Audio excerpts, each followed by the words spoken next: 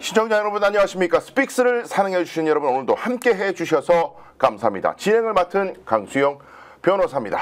여러분 도대체 대구 경북은 왜 변화하지 않는 것인가? 언제까지 이 답답한 흐름 속에 정치적 미몽에서 깨어나지 못할 것인가? 많은 분들이 염려하고 걱정하고 있습니다. 그런데 대구도 사실은 처음부터 이렇게 보수 일변도가 아니었다. 이것도 저항의 목소리가 치열했고 사법, 살인과 학살의 역사가 있었다.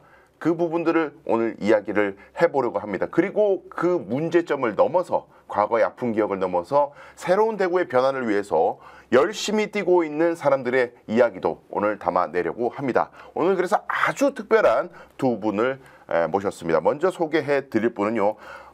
이제 4월 2일입니다. 보궐선거를 앞두고 있는데 대구광역시 시의원에 출마하신 분이고요. 대구 달서구 6선거구의 시의원 후보 민주당 김태형 후보 인사드립니다. 안녕하세요. 반갑습니다. 기호 1번 김태형입니다. 반갑습니다. 뜬금없이 4월 2일 날 선거가 있게 됐습니다. 이번 재선거에 기호 1번 김태형 선택 한번 해주시면 보답하도록 하겠습니다. 감사합니다. 여러분 보시겠지만은 굉장히 방송에 최적화된 목소리, 외모, 아우라를 갖고 계십니다. 제가 기대가 아주 큽니다. 오늘 아주 기대해 주시면 좋겠고요. 자, 이번에 또 소개해 드릴 분도 굉장히 특별한 분입니다. 어렵게 모셨습니다. 여러분들께서 아마 민청학령 사건 내지는 인혁당 사건 많이 들어보셨을 텐데 그 사건으로부터 지금 이제 50주기가 되었습니다. 4월 9일이면 이제 50주기가 되는데 그 50주기를 맞아서 특별한 행사와 여러 활동들을 기획하고 계신 분이 계십니다. 4구 50주기 행사위원회 공동집행위원장이신 박석준 위원장님 모셨습니다. 안녕하세요. 예, 반갑습니다. 저는 기호 49번입니다. 4구 통일열사 50주기 행사위원회 집행위원장을 맡고 있고 제가 동네 총무를 많이 맡고 있는데 오늘은 특별하게 4월 9일 날 무슨 행사를 하고 어떤 생각을 하고 사업을 준비하는지 말씀드리려고 나왔습니다. 반갑습니다. 환영합니다. 네.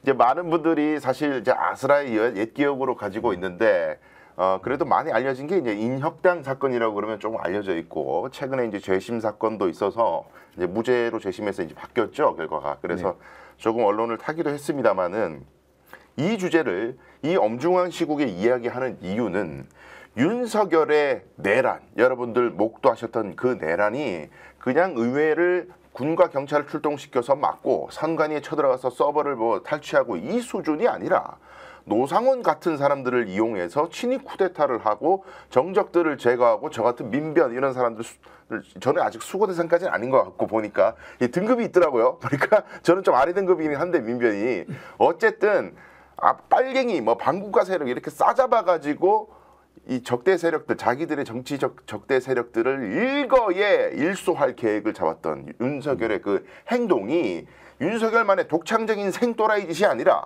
과거 우리 군부 독재 시절 박정희 시절에 많이 기획하고 저질렀던 나쁜 짓이 거기에 맞닿아 있다. 그 맞닿아 있는 사건 중에 가장 최악의 전 세계가 경악한 사건이 바로 인혁당 사건이기 때문에 이 윤석열의 정신머리가 그 과거의 잘못된 구패, 잘못된 것에 기인한다는 것, 맞닿아 있다는 것, 이걸 오늘 꼭 설명을 드려야 될 것 같습니다. 그래서 이 주제를 한번 잡아봤는데 일단은 위원장님께서 사실 많이 헷갈려하고 우리 박근혜 각하도 맨날 헷갈립니다.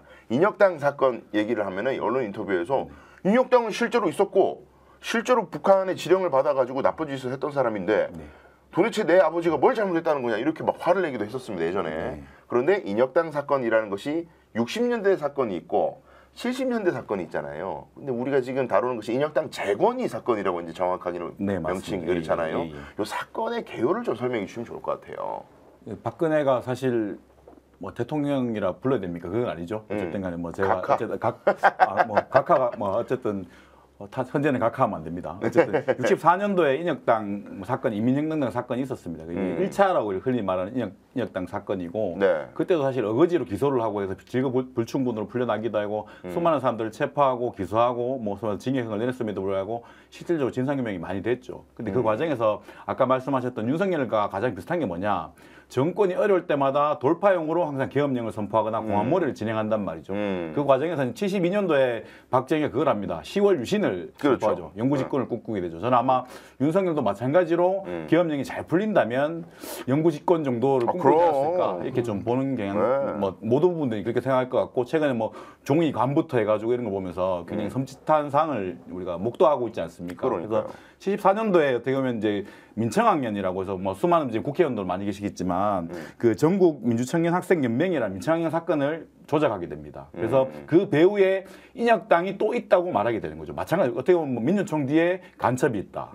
뭐 뒤에 빨갱이가 있다. 이렇게 한 것처럼 똑같은 그런 프레임을 씌워서 조작을 하게 됩니다. 그래서 74년도에 수많은 사람들이 기소하게 되고 또 체포를 하게 되고 고문 날조를 해가지고 75년도에 4월 8일 날 사형 판결을 하게 되죠. 사형 판결하게 되고 4월 9일 18시간 만에 사형 집행을 하게 됩니다. 그래서 저희는 이제 이것을 사업 사상 암흑의 날로 그렇게 부르게 되고 굉장히 현대사에서 가장 아픈 그런 사건이 아닐 수 없다 이렇게 보는 거고요.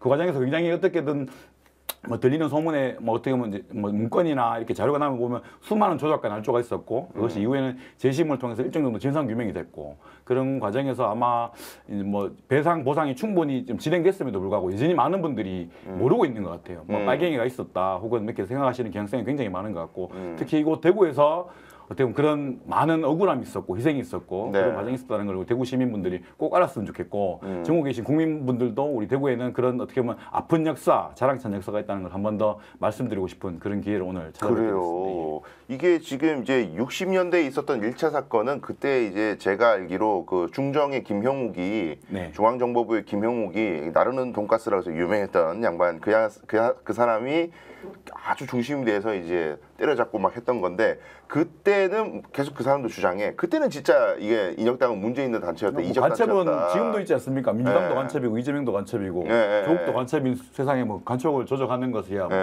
보는 사람이 그렇게 보고 단정을 지면 뭐 그렇죠. 근데 그때도 이제 박정희 정권 당시였고 박정희의 이제 정권이 출범해서 초기죠. 그때 62년이면 이제 저 5.16으로 정권을 잡았으니까 그때 한일 정상회담 근데 이제 그 이후에 방금 말씀하신 이제 72년도는 유신을 이제 선포를 하면서 전국에서 그냥 모든 전국에 있는 대학생들 시민들이 분개해가지고 반유신 투쟁을 하던 때였는데 이렇게 시끄러울 때마다 요거 사실 배후에는 간첩이 있어. 요거 다 빨갱이들이야.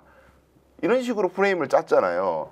그래가지고 근데 이제 그냥 막연하게 빨갱이야 이러면은 실체가 잘 안 잡히니까 조직을 자꾸 만드는 거지. 그래서 이 배후에는 민청학년이라는 단체가 있는데 민청학년 안에도 인혁당을 다시 한번 재건해보자. 60년대에 없어졌던 그 인혁당을 한번 다시 재건해보자라는 소조직이 있고 여러분들이 아주 코어 핵심 나쁜 놈들이야. 이런 식으로 프레임을 잡아서 요 재건이를 갖다가 사건을 말아가지고 고문 날조를 해서 결국 8명의 목숨을 앗아갔죠.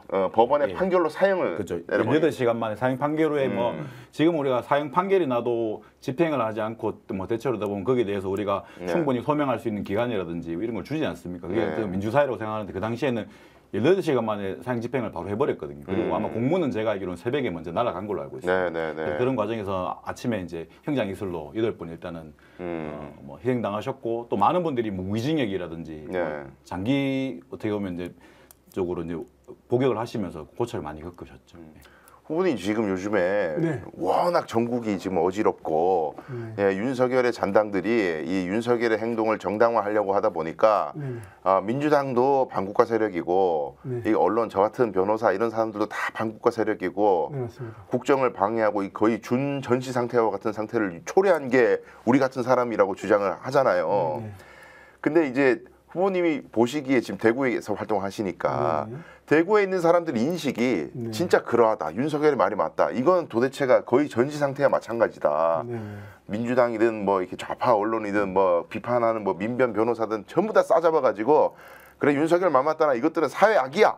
옛날에 지금 말씀하시는 간첩 내지는 뭐 북한 추종 세력이라고 하듯 지금 이런 의식을 가지고 있는 사람들이 여전히 좀 그래도 있죠, 대구에.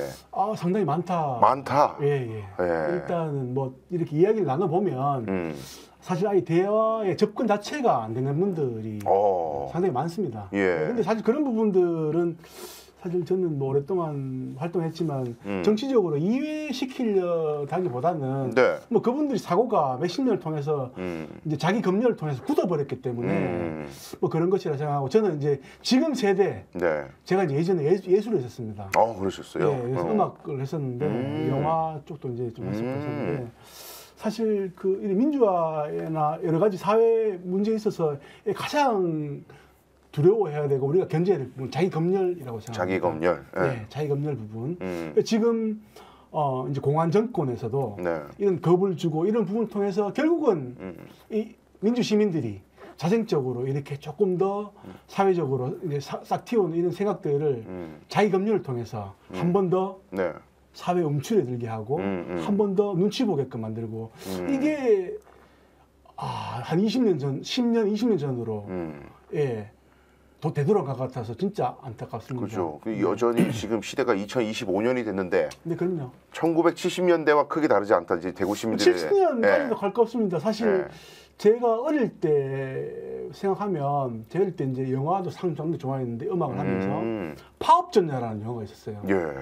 그거 보면 안 됐었습니다. 큰일 나는 근데 거죠. 예. 이제 그 잡지 로드쇼라는 잡지책에는 그 영화에 대해서 굉장히 소개를 많이 한 독립 영화였는데 너무 보고 싶었는데 찾아볼 게 없고 보면 이거는 뭐 간첩이다 이럴 정도로 이렇게 하는 것처럼 저희 90년대 제가 이제 93학번이거든요.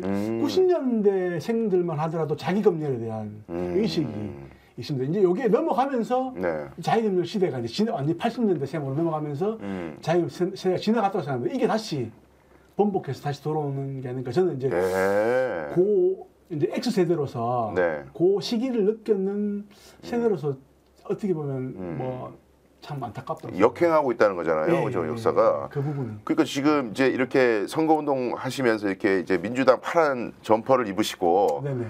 달서구를 이제 돌아다니셔야 되는데 네. 좀 어려움이 있으실 것 같거든요. 저 같은 경우에도 민변이라는 뭐를 이렇게 드러낼 수가 없는 게 뭐 한번 티가 나면은 그 욕하는 사람들이 있어요. 막 길거리에서도 저희 뭐 이렇게 기자회견 이런 거 하다 보면은 네. 막 삿대질 하시고 네.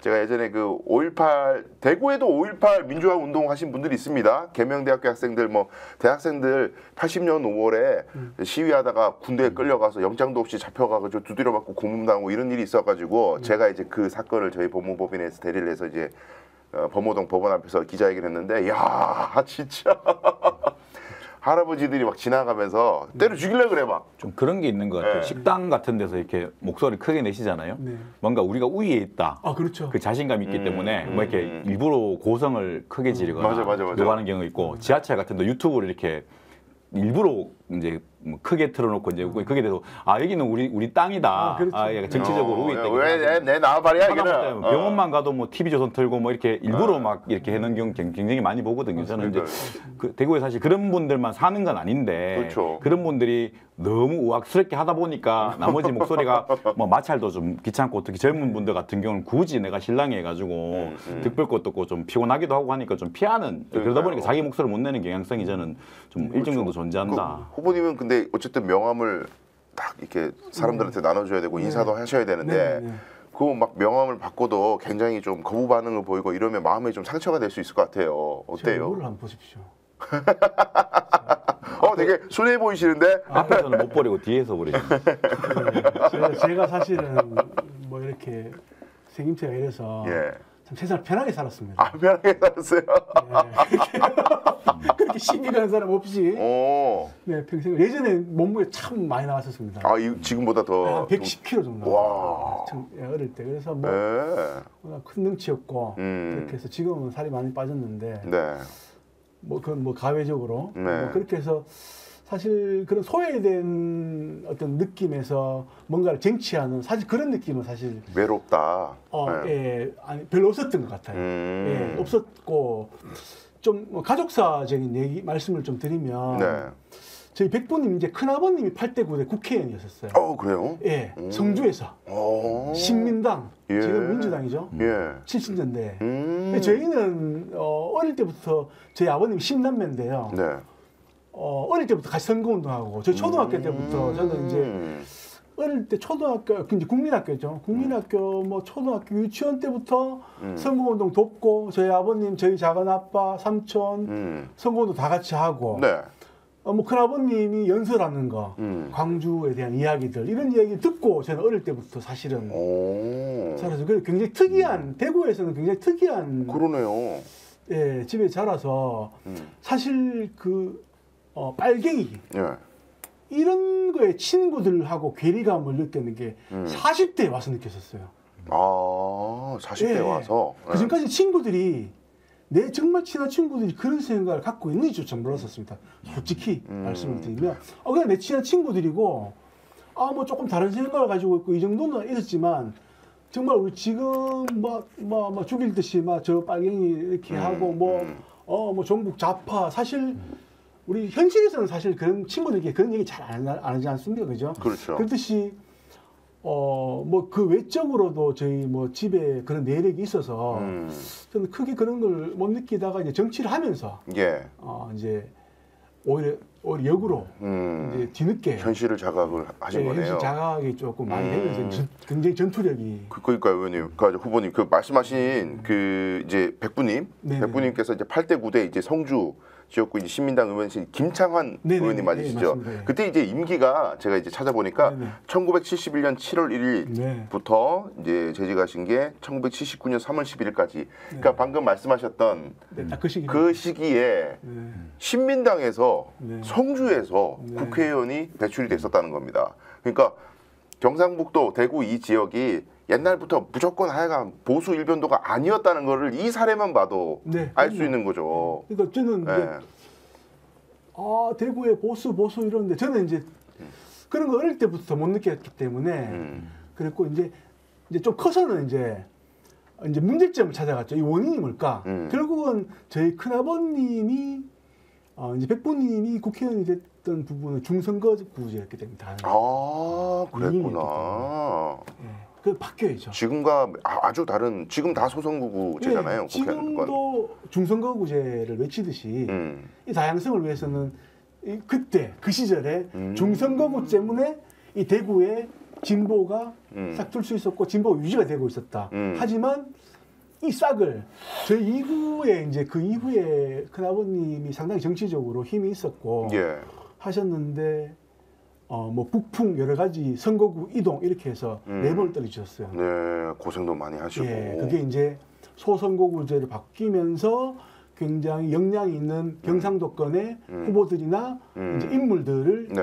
이제 이쪽 집권당 쪽에서 이제 죽이기 시작했는 거죠. 선거구라는 제도를 활용해서. 그러네요. 예, 그게 저 그때는 몰랐죠, 저는. 어릴 때는. 거기서부터 바로 이제 지역 일당 체제가 싹 틀 수 있었던 구도적인 아주 전략적으로. 네, 그게 단초가 됐네요. 예, 그게. 전략적으로 움직였던 거죠. 예, 그러니까 시청자분들 생각해 보시면은 아니 박정희가 유신하던 시절에 그 선거 뭐 지금 부정선거 얘기하는데 솔직히 그때는 막 군인들 막 때로 투표하게 막 시키고 지시하고 이런 일도 있었던 시대라 그럼요. 그런 오목하고도 아주 냉혹한 시대에도 야당이 국회의원을 할 수 있었다. TK에서 선거 제도가 중선거제였을 당시에는 그 시대도 그렇게 했는데 제 기억에 저 어릴 때 어렴풋한 기억에 저희 아버님, 네. 저희 삼촌, 저희 작은 아버님 네. 몽둥이 들고 투표소 지켰었어요. 이 투표함 막 바꾸고 이럴까봐. 예, 막 그냥 넣고. 그러니까 그때 옛날에 그랬잖아요, 진짜. 엄청났었고. 예. 그리고 그런 것 때문에 사실 뭐 저희 작은 아버님이나 이런 분들은 뭐 이렇게 빨간 줄도 좀 선거법으로 많이 끌고 그래서 그 안 좋은 뭐 사촌 형님이나 이런 분들 뭐 가주사에서 떨어진다거나 여러 가지 불이익도 굉장히 이후에 많이 당하고 그렇군요. 예, 그런 것도 있었고 해서 뭐 그런 거를 뭐 몸으로 느끼면서 그랬군요. 아니 위원장님 제가 이제 우리 후보님 말씀을 들어보니까 구조적인 어떤 이제 TK가 정치적으로 완전히 편향되게 된 구조적 원인을 하나 이제 말씀해 주셨는데 지금 우리가 서두에 이야기했던 이제 인혁당 사건과 이제 민청학년 사건의 이 역사적인 뭐라 할까 아주 악영향이랄까요. 그 영향이 이제 우리 지역에 한정했을 때에도 지금 여기 희생됐던 희생자들이 대구 분들이 많이 계셨죠. 그렇죠. 대구 분들이 많죠. 그렇죠. 뭐 고향이 대구 분이거나 아니면 뭐 네. 공부를 대구에 사시거나 대구 경북을 연구를 많이 하셨죠. 네. 그리고 어쨌든 뭐 희생당하신 저는 이제 분들은- 말씀하신 게 어떻게 보면 아까 빨간 줄 거에 가지고 피해오는 연좌제잖아요. 그렇죠. 그러니까 그게 사실 굉장히 어떻게 한국 사회에서 굉장히 큰 그렇죠. 문제로 뭐 우리 모래시계에 나오는 뭐 그런 얘기도 나오지 않습니까? 그런 것처럼 어떻게 보면 수많은 뭐 청춘들의 꿈을 꺾어버린 그러다 보니까 이제 근처 가지 마라. 니도 네 인생도 조진다. 약간 모난돌이 뭐 요즘 치에 뭐 쫄 글 뭐 이런 말 저는 뭐 어떻게 보면 쫄 약간 이런 게 굉장히 많았다고 봅니다. 그래서 저 옆에서 사실 뭐 그냥 잡혀가는 것도 아니고 죽어 나가고 무기징역을 받고 징역을 10년 20년씩 받고 그 중에서 어떻게 보면 멸문지화를 해버리는 여정남 열사 같은 경우도 그 돌아가실 때 사진이 딱 한 장이 남아 있어요. 그게 뭐 가족 사진인데. 그 어머님이 혹시나 잘못될까 싶어서 멸문지화 당할까 싶어서 나머지 사진 다 태운 거예요. 그래서 열사 사진이 보면 요만한 사진에 있는 이렇게 좌측편에 이렇게 보면 제가 볼 때 이쪽 편에 있는데 그 사진만 확대해가지고 그걸 했다면 우리 추모제 때 영정 사진으로 쓰거든요. 그러니까 그런 자료라든지 흔적을 다 지워야지 살아남을 수밖에 없는 그런 인고의 시간을 많이 견뎠다는 거고. 그러니까요. 이게 어떻게 보면 뭐 그 과정에서 뭐 국가보안법 문제라든지 이런 것이 굉장히 결합이 되면서 저는 이제 한 90년대, 2000년대까지 큰 영향을 미쳤다. 오히려 그래서 지금에 보면 청년들이 조금 다른 생각을 하는 건 좀 그 영향을 좀 덜 받는 경향성이 좀 있는 것 같고요. 그리고 이제 저는 이제 대구 같은 경우는 뭐 상권도 그렇고 먹고 살아다 보면 어쨌든 간에 전문가, 네, 뭐 붙어 막는 편은 좀 그렇지만 같이 내가 뭐 편승을 해야지. 사실 뭐 정치라는 게 딴 거 있으면 먹고 사는 문제 해결해 주는 거잖아요. 그러니까 누구 편에 내가 서야지. 특히 뭐 상인회나 이런 데서는 뭐 어쨌든 누구 뭐 뒤로 보면 다 정의가 돼 있잖아요. 저도 뭐 선거를 보니까 그런 게 좀 있더라고요. 그런 부분에서 뭐 먹고 사는 문제 아니면 내가 정말로 생존의 문제까지 굉장히 공포스럽게 느끼는 그런 과정을 겪었던 거죠. 그래서 그렇죠. 뭐 대구가 과거에는 뭐 이남의 모스크바다 가장 진보적인 도시다, 변혁적인 도시다 이렇게 얘기를 했지만 그 과정에 저는 서서히 이런 야성이라든가 이런 게 다 죽어버리지 않았나 이렇게 좀 생각합니다. 제가 이제 그래서 이 시청자분들 사실 이제 잘 모르실 수도 있으니까 아까 이제 여정남 열사 말씀을 하셨잖아요. 네네. 여정남 열사가 어떤 분인지 어떤 배경에서 이 사건에 연루가 돼서 이렇게 사법 살인을 당하고 했는지를 좀 소개해 주시면 좋을 것 같아요. 여정남 여사 같은 경우는 그 당시에 그 경북대 6.2학번 정치학 6.2학번이시고 왜냐하면 저희 대학 선배이기 때문에 뭐 다른 분은 잘 몰라도 전 대학 때부터 여정남 얘기를 하도 많이 들어서 근데 이제 6.2학번으로 입학하셔가지고 소위 말 학생 운동을 했었습니다. 요즘에는 뭐 학생회를 만들고 동아리를 만들니 그 당시 서클을 만들어서 운동을 했었거든요. 그래서 시국 선언문도 만들고 뭐 그 과정에서 목고도 치르고 고문도 당하고 이렇게 하다가 그 과정에서 이제 전국적인 학생 운동의 지도자가 되신 거죠, 여정남 열사가. 전국구로. 그죠. 뭐 옛날로 치면 전대부의장, 한총회장 같은 이런 분이셨던 거고 그 과정에서 공안몰이를 당해서 희생당한 그 당시에 이제 31살의 청년에 불과한 청년이었고 그래서 그 과정에서 어떻게 보면 희생당하고 본인도 그 얘기를 저도 여러 번 인터뷰했는데 박정희가 날 죽이려 한다.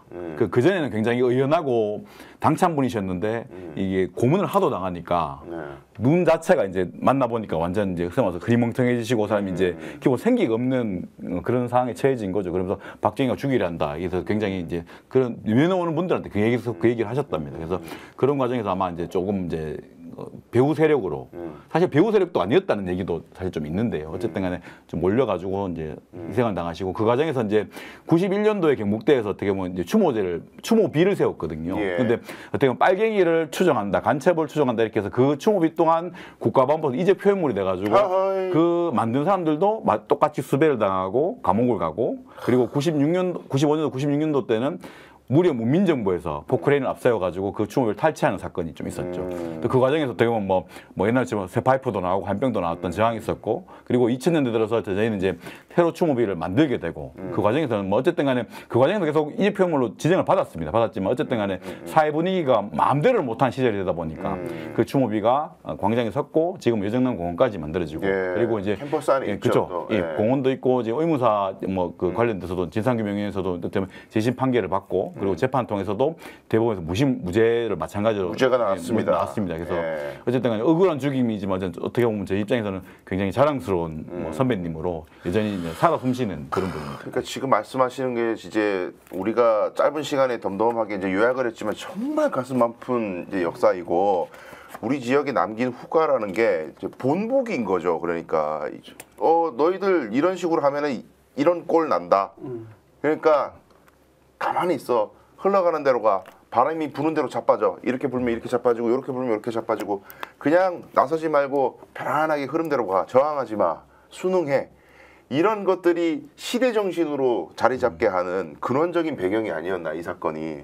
그 과정에서 이제 이게 좀 조기 종식되면 좋은데 79년에 박정희가 죽고 나서 또 전두환이 나와가지고 그렇죠. 마찬가지로 또 옥고를 지르시고 똑같이 예. 또 총칼을 들고 막 또 대구 대학생들도 때려잡고 그러다가 87년에 우리 시민들의 힘으로 개헌을 해가지고 이제 대통령을 손으로 뽑을 수 있는 상황이 됐는데 그때 또 안기부에서 열심히 공작을 해가지고 지역 감정을 막 부추겨서 영남은 김영삼, 전라도는 김대중 이렇게 싸우게 만들어가지고 더 대구는 또 똘똘 뭉쳐가지고 그때 유명한 사건이잖아요. 뭐 노태우기는 부처님기, 뭐 계란 뭐 투척인가 그거 사건도 있었고, 노태우 대신 김대중.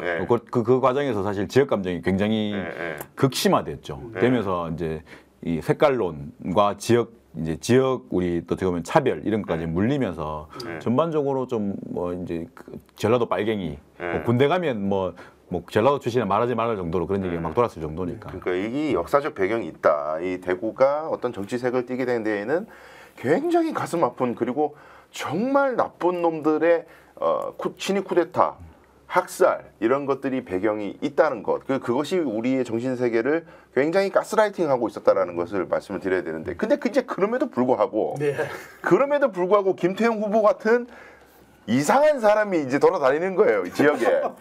이런 사람도 돌아다니고 이런 사람도 자꾸 돌아다닌다는 게 이제 미스테리한 건데, 근데 진짜 우리가 이제 제가 서울에서 방송할 때마다 스픽스 출연하면은 댓글들이 막 제가 조금만 대구 얘기해도 대구는 답이 없어, 분리 독립해, 저 일본하고 합병해, 뭐 별의별 악플들이 달리거든요. 답이 없다 대구는.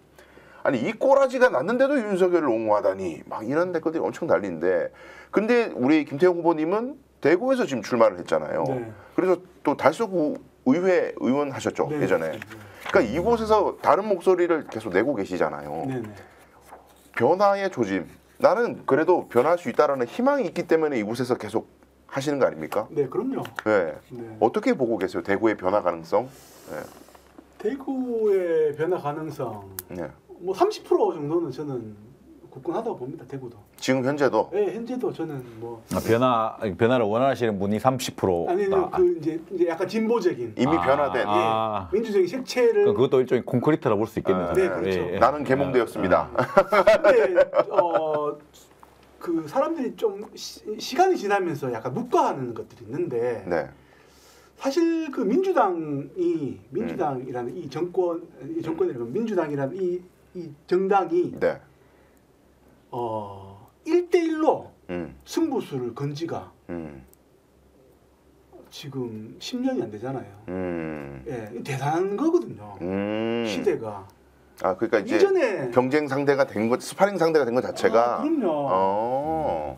예전에 80년대, 90년대 무조건 캐스팅 보드가 있었어요. 재мен연이라든가 안철수라든가 정주영이라든가 캐스팅 보드 없이는 민주당이 정권 탈취는 꿈도 못 꿨습니다. 김대중 대통령조차도. 탈취 말고 교체라고 하죠. 교체라고 교체. 민감하시고 쿠데타 느낌이 나기 때문에. 그래서요. 다 바뀌었잖아요. 지금 현실을 역사는 진보하고 있다. 그럼요. 여기서 10년 후에 어떻게 되겠습니까? 저는 지금 이 대구 이 정도만 해도 정말 대단한 거라고. 많은 변화를 이뤘다. 많은 변. 이 민주당이 지금 뭐 국민의힘과 사실 1대1을 넘어섰잖아요. 전국적으로 보면. 그렇죠. 사실은 45대 55 정도의 힘의 균형으로 1대1도 사실은 전체적으로는 조금 넘어섰다고 보거든요. 이거.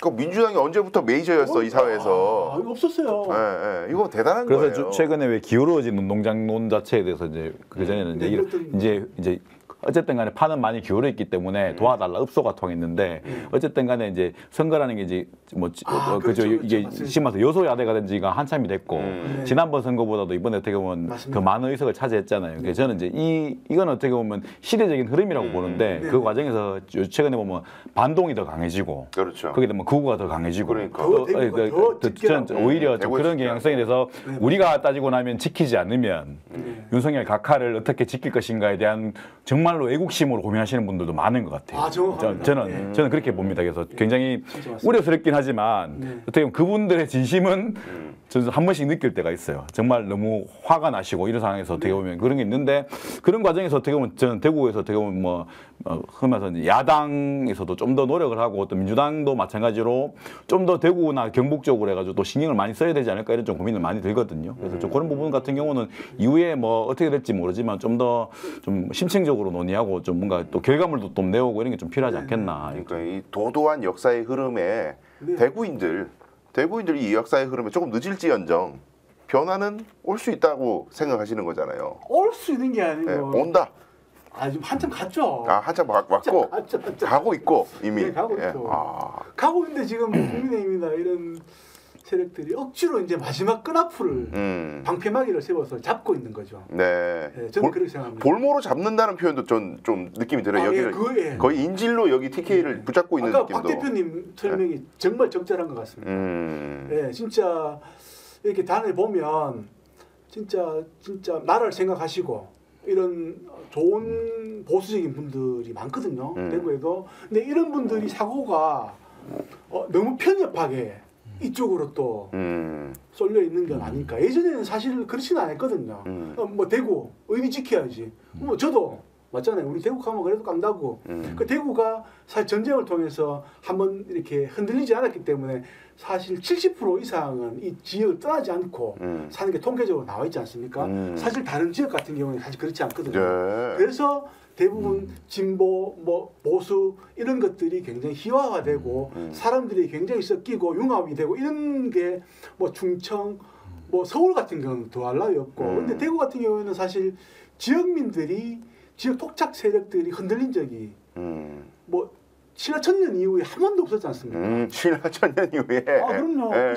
그 시절 그대로 전쟁 때까지 6.25 전쟁 때까지 해서 흔들린 적이 없었기 때문에 그분들의 의리 그리고 저 아버님 그리고 저의 선배 선후배님들의 그런 의리 그런 것 때문에 제가 또 존재하는 거고 저는 그런 거에 대해서는 또 저도 그런 거에 대해서 굉장히 좀 잘 지키려고 노력하기 때문에 한데 의식적인 부분에서 조금 이렇게 좀 따라가주면 이 시대와 세월이 대구가 조금 따라가주면 진짜 좋은.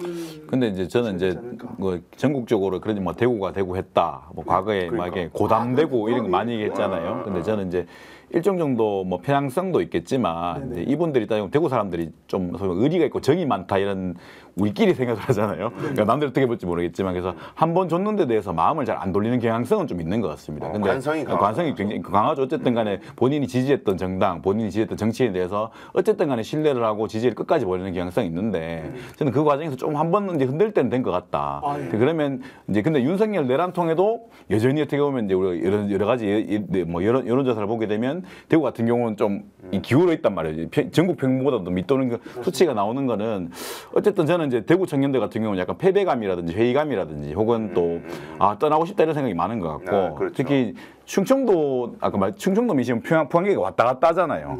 그 대전 같은 데도 보면 집회를 한데 보면 몇천 명씩 나올 때도 있고 오히려 이제 특히 거기 뭐 지방자치단체장 같은 경우 사고를 하도 많으니까 그런 게 있는데 대구 같은 경우는 이런 게 너무 공고화돼 있고 사실 국회의원 12명이 12명 경북가 몇 명인지 모르겠지만 전체가 다 너무 이런 분위기니까 이걸 좀 대세라고 생각하고 좀 그런 경향성도 좀 있는 것 같습니다.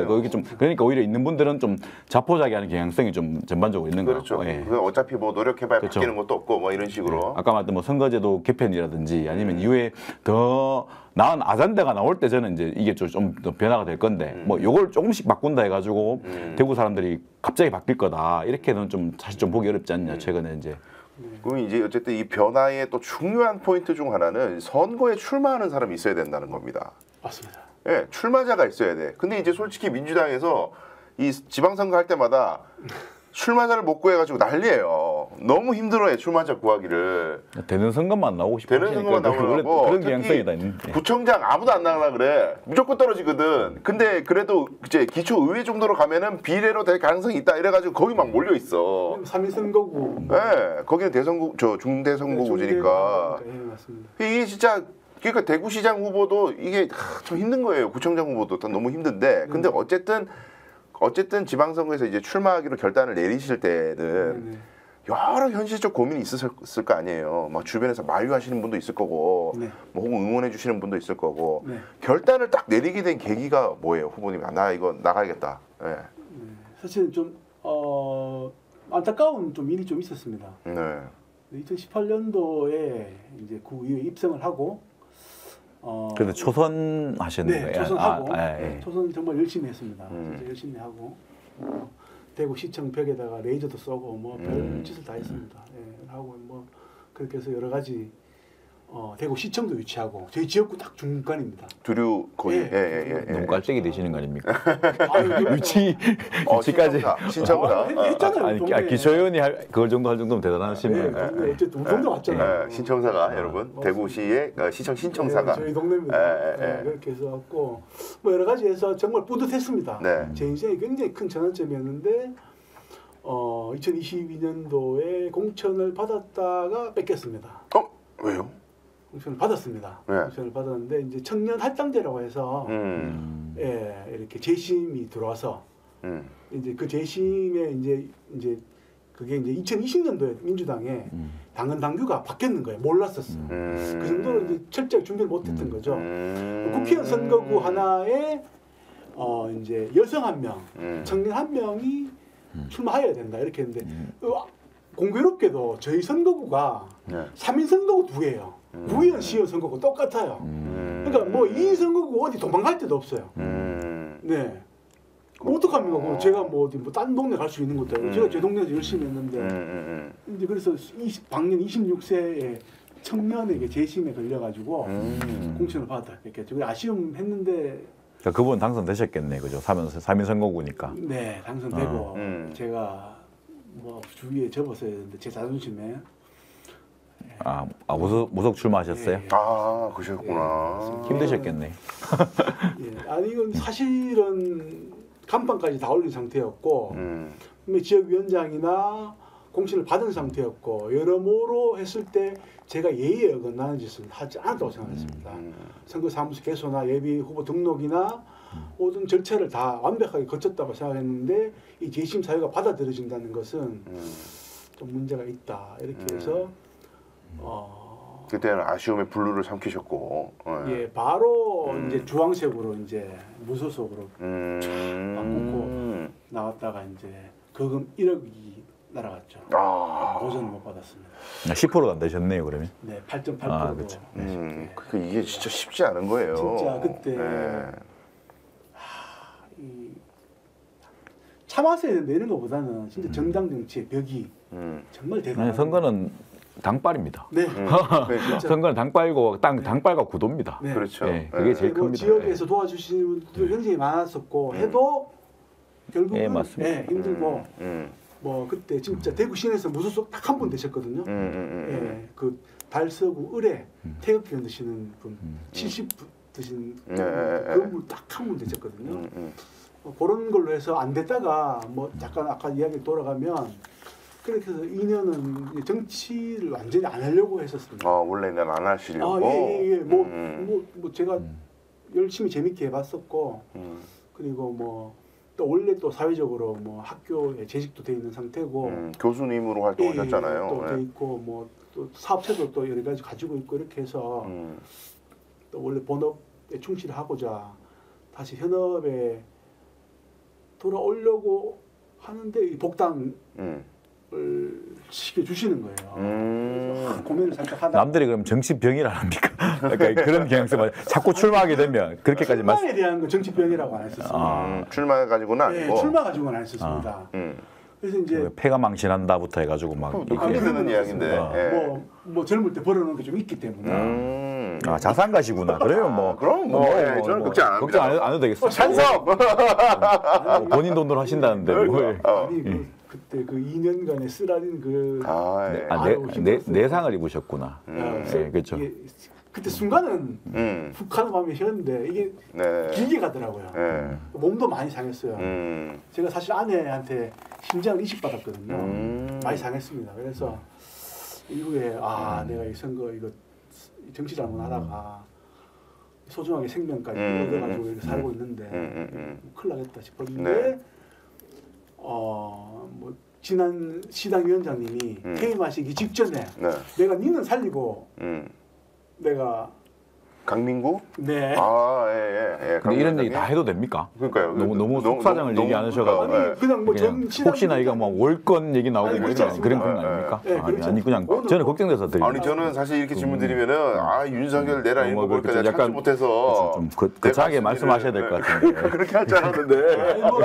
제 작은 불씨에서 세상을 바꿀 수 있는 거지. 음. 제가 뭐 거대한 거 뭐 윤석열하고 싸워서 뭐 어떻게 하겠습니까? 근데 그렇게 해서 복당이 저는 윤석열과 싸우겠습니다. 저도 그렇죠. 하지만 저는 이제 달수 부결실 때 먼저 싸우고요. 네. 일단 얘기 그렇게 정치하시면 어차피 뭐 윤석열 편이다 아니니까 표를 얻어야 되니까 사실 저는 그 선거에서 너무 나를 세우거나 이거는 적절치 않다고 봅니다. 저도 그래서 어쨌든 간에 맞습니다. 사실 굉장히 유하게 하는 편이고 뭐 그런 편인데 그래서 이제 복당이 어떻게 뭐 여차여차해서 네. 대구에 뭐 한 두세 분 정도 예, 그때 좀 아쉽게 됐는 분들이 복당이 이제 전체 회의를 통해서 받아들여졌습니다. 물론 그분이 이제 이야기를 했지만 이제 되고 난 후에 보니까 네. 선거가 있더라고요. 복당이 말씀되니까 선거가 있더라. 네, 그 어떤 분들은 뭐 선거 때문에 복당을 했느냐 이렇게 말씀하시는데 전혀 아니고요. 전혀 아니고 이제 복당을 한 후에도 바로 활동을 하지 않고 내가 부끄러워서 내가 당원들한테 내가 이거 언제 얼굴을 비추다. 사실 간이 좀 작거든요. 하다가 이제 당원체육대회가 있었어요. 복당을 하고 한 석 달 뒤인가 당원체육대회 이제 처음 나가면서 이제 인사를 다 하니까 이제 마음이 쫙 풀리더라고요. 있는데 갑자기 주변에서 선거 나가야지 이렇게 하는 거예요. 이거 뭐 있다. 이거 뭐가 있다. 그런 사람을 조심해야 됩니다. 그게 한두 분이 아니었었어요. 그러니까 그런 사람을 조심해야 돼, 이 동네에는. 그러면 네가 나가라고 해야지. 그러니까. 선거라는 저는 그러던데 보통 이게 누가 옆에서 이게 꼬시는 사람은 한 번 의심을 해요. 대표님도 그렇고 뭐 변호사님도 그렇지만 제가 이제 지역에서 활동하다 보니까 선수 인프라를 알잖아요. 그렇죠. 예. 근데 이게 어쨌든 간에 뭐 계속 말씀하시니까 지역에 뭐 저는 이제 할당 이런 거에서 뭐 어쨌든 간에 저는 찬성을 합니다만 전반적으로 정치인이라는 게 뭔가 키워지고 또 성장하는 과정이 필요한데 저는 사실 대구 같은 경우는 그런 부분에서 좀 안 되는 동네이기 때문에 사실 뭐 한두 번 하다가 접는다든지 또 아니면 좋은 기회가 나면 예를 들어서 민주당이 집권을 했을 때 그때 뭐 아까 봤던 뭐 지방선거 기초의원 얼마나 다 서로 나가려고 했습니까? 그 전에 아마 비교해 보시면 후보 숫자만 봐도 엄청난 큰 차이가 날 건데 그죠? 그래서 그 들판에만 끼는 사람들이 있다는 거죠, 사실. 그런 게 있고 사실 그 과정에서 저는 오히려 이게 시민들의 마음을 얻는 과정은 좀 부족하지 않았나. 그리고 의정 활동이라든지 아니면 본인에 대해서 뭐 주민들의 평이라든지 이런 거 볼 때 사실 모든 분들이 좋을 수는 없지만 사실 뭐 그런 부분도 제가 볼 때는 약간의 이제 흔히 말해서 장이 서면 홍준표처럼 장돌뱅이 나듯이 이렇게 이런 분들도 없지 않아 있었다. 저는 좀 그렇게 보거든요. 특히 이제 절대적으로 그거는 저는 반성해야 된다 보고 왜냐하면 실질적으로 그 사람에 대한 평은 한 10명 중에 8, 9명이 하면 사실 그 사람에 대한 평입니다. 그렇죠? 그러면 조심을 하거나 고치거나 이렇게 돼야 되는데 이건 뭐 민주당에 대한 얘기뿐만 아니고 전반적으로 흔히 말해서 되고 있는 야당 활동하시는 분들은 좀 메뚜기가 많아요. 되는 판에 가가지고 끼가 정당도 많이 갈아타시고 그러니까 거기에 대해서도 좀 한번 우리가 공천하는 과정에서도 좀 한번 필터링을 한번 해야 된다 봅니다. 그냥 뭐 날 것 그대로 말씀을 드리면 2018년도에 달서구에 들어갔을 때 24명 의원 중 10명이었습니다. 재밌었어요. 제가 원내대표도 하고 상당히 재밌었습니다. 그리고 뭐 공무원들이나 이런 분들도 굉장히 그 주의를 그때가 저 박근혜 탄핵 직후죠? 네, 직후고 뭐 대구에서 상당히 한 40% 정도가 됐었고 특히 달서구에는 24명 중 10명 정도가 들어가서 아주 많이 달서구가 좀 젊은 분들이 많은 동네고 예 맞습니다. 자, 달서구 수성구 그렇게 해서 뭐 저 했어요. 잘 끝났습니다. 뭐 스토리는 뭐 좀 안 좋은 스토리도 있고 뭐 좋은 스토리도 있고 있지만 제가 이제 복당돼서 이제 달서구에 되돌아왔습니다. 6명이 들어갔어요. 5명이 들어갔나? 6명 들어갔습니다. 3명 나갔어요. 중도에 낙마했습니다. 안 좋은 일 있어가지고. 저도 뭐 소문으로는 많이 들었습니다. 그러니까 이게 달서구뿐만이 아니고. 그거에 대한 가장 단점이 내가 달서구에. 그러니까 제가 사실 이제 제가 이제 관련이 돼 있었긴 했는데 제가 너무 이제 아쉽고 통탄을 했던 것이 꼭 뭐 민주당 당만 가지고 얘기한 게 아니라 2018년도에 대구 시민들이 다른 선택을 했단 말이죠. 아주 이례적으로 다른 선택을 해서 변폭적 밀어줬죠. 굉장히 많이 당선이 됐는데 그 결과물이 뉴스에 맨날 안 좋은 것만 나와. 그 자꾸 뭐가 직이 날아갔대. 근데 되게 어이없는 해프닝도 많고 네, 그리고 막 주소 이전 문제라든지 사실은 너무 황당하지 않습니까? 그러니까. 누가 들어도 이거는 그래도 정치를 하신다는 분이 이름 얘기할 뻔했네. 신의를 배반하면 안 되죠. 사실. 그리고 뭐 같은 당끼리도 막 싸우고 뭐 갑질도 하고 막 사실 뭐 이런 것도 어쨌든 간에 그러니까 저는 너무 아쉬운 게 평소에 준비가 잘 돼 있고 인물들이 짱짱하게 훈련이 돼 있고 좀 당에서 신경을 썼으면은 갑자기 구도와 판때기 이건 2018년도는 이 박근혜 탄핵 덕분이에요 사실. 그 사회적 분위기와 구도 때문에 딱 미뤄졌었는데 그때 준비가 좀 잘 돼 있었으면은 좀 이제 많이 걸러졌을 텐데 사실 안 돼야 되는 분들이 됐어. 그러니까 갑자기 준비가 안 된 상태에서 구도가 너무 좋아져가지고. 근데 시민들이 한번 기회를 처음 줬는데 막 뉴스 맨날 안 좋은 거 나오니까 아유 이거 봐라 뭐함 줘도 뭐 봐봐 엉망진창이네 이런 이야기 하는 사람들이 있거든요. 그래서 너무 한스러워요 그 얘기가. 그 부분에 또 일정 부분은 또 지역 언론에 또 뭐 약간 의도적인 부각 있겠죠. 있다고 보고 근데 또 확실히 뭐 자질이라든가 뭐 저도 마찬가지겠지만 뭐 자질이라든가 이런 부분에서 불안정한 요소의 분들이 이제 정당의 어떤 정통성이나 어떤 그런 진보적인 색채를 좀 흐리면서 이제 지역에 좀 무리를 가는 그런 사건들이 좀 많았다고 봅니다. 그러니까 국민의힘 쪽이 하도 치열하니까 정치인 하고 싶은데 국민의힘에서 공천 못 받을 것 같으니까 민주당 왔다 이런 소리 듣는 사람들이 꽤 있었어. 그런 맞죠. 얘기를 현관에서 막 하고 그리고 뭐 그랬다고. 공천 주는 당에 가는 거죠. 쉽게 그러니까. 말하면 그런 경향성이 사실 있죠. 사실 뭐 잘 아시다시피 국민의힘 같은 경우에는 사실 여러 단계를 거치지 않습니까? 여러 단계를 청년 때부터 좀 거쳐서 사실은 트레이닝이 된다는 거죠. 좀 최소 10년 정도는 그리고 국민의힘은 돈이 있어야 됩니다.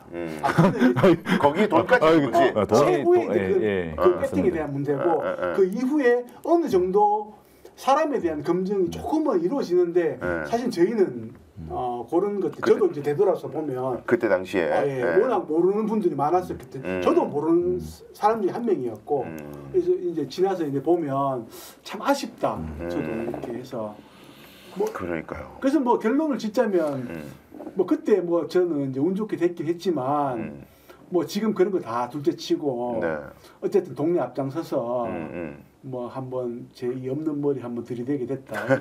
그런 부분을 좀 이해를 좀 해주면 좋을 것 같습니다. 그래요. 하여튼 근데 이제 그래서 이제 출마를 하셔서 저는 이제 매번 방송 때마다 답답한 게 이제 홍준표 시장을 비판하는 방송을 참 많이 해왔는데 그런 비판 방송 많이 할 수밖에 없는 것이 대구시 의회가 그냥 국민의힘 일색이니까 지금 한 분 계신 분 뭐 지금 뭐 제재 받아가지고 당 적도 없잖아요. 옛날에 민주당이었던 분. 그러니까 시정을 견제를 못해 시의회가. 그렇죠. 홍준표가 뭐 하자 그러면 그냥 거수기예요. 근데 홍준표 시장은 뭐 시의회 견제가 있어도 할 사람이기 때문에 저는 워낙 아나무인이라서 그렇죠. 근데 그럴수록 그래도 안 되지만은 우리 같은 사람들이 계속 목소리 내고 시민사회가 목소리 내고 홍준표 그러면 안 돼 막 안 되는 거 알면서도 시비를 걸잖아요. 그럼 홍준표는 저 뭐 빨개 얘기 들을 필요 없어 이런 식으로 탁 눌러버리지만 그래도 시의회에 제대로 된 시의원 한 명이라도 있어서 정말 제가 이런 표현 좀 그런데 정말 개같이 싸울 수 있는 전사가 저는 있었으면 좋겠다. 맨날 대구시의회 안에 개가지도도 기차는 간다는데 그럼 계속 옆에서 졸라 한번 지져볼게 내가 뚫릴 때까지 존나 짖는 거야. 출마 선언하시는 거예요? 아니 제가 하는 게 아니라 그런 사람이 있었으면 좋겠다. 전투력이 좀 있었으면 좋겠다 이런 생각을 할 때가 있죠. 왜냐하면 어쨌든 간에 뭐 국회의원하고 다르게 언론의 조명을 덜 받는 거기 때문에 좀 더 실천적으로 뭔가를 하고 좀 더 우악스럽더라도 이렇게 보여주지 않으면 사실상 단 한 명의 반대라도 눈에 안 띄는 경향성이 있기 때문에 특히 아까 말씀한 언론의 뭐 편파성이라든지 또 의도성이 다 깔려 있고 그럴 때일수록 사실 시의원 단 한 명, 기초의원 단 한 명이 굉장히 중요한 거죠. 우리 의원님 각오를 좀 어떻게 캐릭터가 어떻습니까? 이제 파이터 기질이 아까 있습니까? 본인 되게 약간 소심하다 말씀하셨나요? 그러니까 뭐 그렇게 말씀하셨나요? 반어법이고. 반어법이네. 어때요? 시의원 되시면은 딱 만약에 뭐 엔터테인먼트 전공이기 때문에 뭐 홍준표 시장이 굉장히 쇼맨십이 뛰어나지 않습니까? 잘하죠. 인기 영합 최고야. 사실은 뭐 기가 막혀. 사람들 휘어잡는 어떤 자기 주변 사람들의 힘에 의해서 자기가 큰 게 아니고 오로지 자기의 쇼맨십으로 제가 쇼맨십으로 눌러드릴게요. 오. 네, 그 정도는 제가 뭐 그러니까 여러 가지 방법이 있습니다. 그런 SNS 활용도 잘하잖아요, 홍 시장 보면. 그런 거 필요 없. 제가 네. 축제 감독입니다. 축제 감독. 네, 제가 축제 감독이고 네.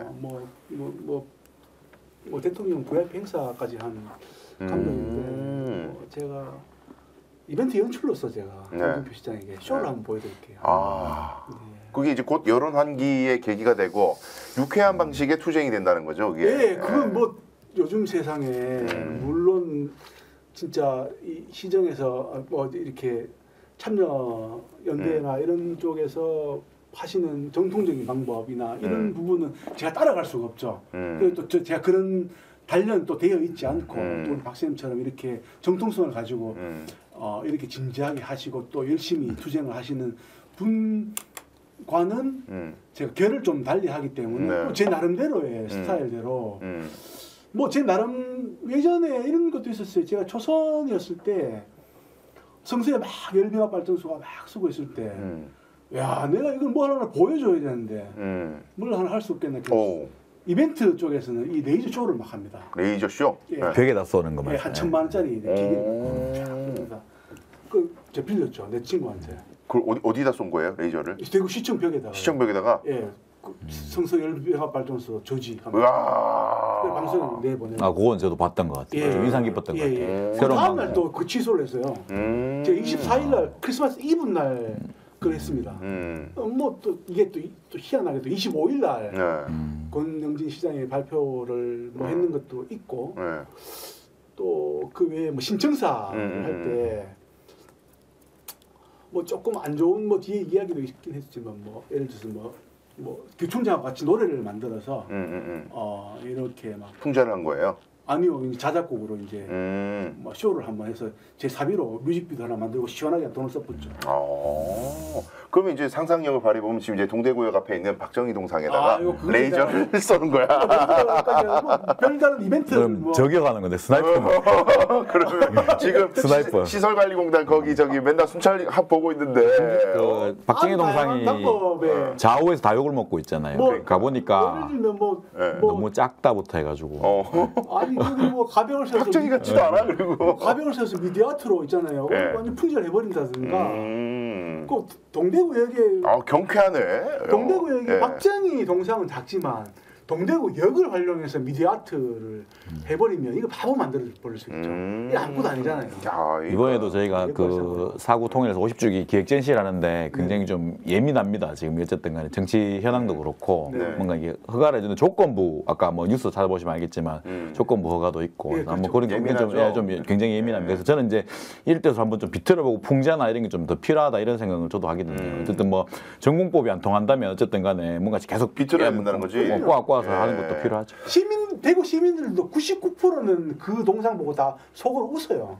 저 짓을 왜 할까? 아니, 세금으로. 아니요. 아니 저 얼굴 보고 안 웃을 사람이 누구 홍준표 닮았어. 저거 세워놓는 거에 대해서 뭐 뿌듯해하는 사람도 있고 저게 대구에 서야 된다. 있습니다. 이런 사람도 분명히 있죠. 많은 부분 대구에 절대적인 많은 부분 있다고 생각하지만 저 얼굴을 보고 야 홍준표 저기 욕심이 나가지고 저 생각 안 가진 사람은 사실 별로 없다고 봅니다. 그렇죠. 근데 그거를 정말 유쾌하게 저희들이 좀 뭔가 진짜로 이렇게 한 방 먹일 이런 좋은 아이디어네. 이런 거를 한번 생각해 보고 그 CCTV 많은 건 알고 하셔야 돼요. 그렇죠. 그러니까 그거는 굉장히 보는 눈도 변호사 많고 필요하시면 연락하시고. CCTV 굉장히 많습니다.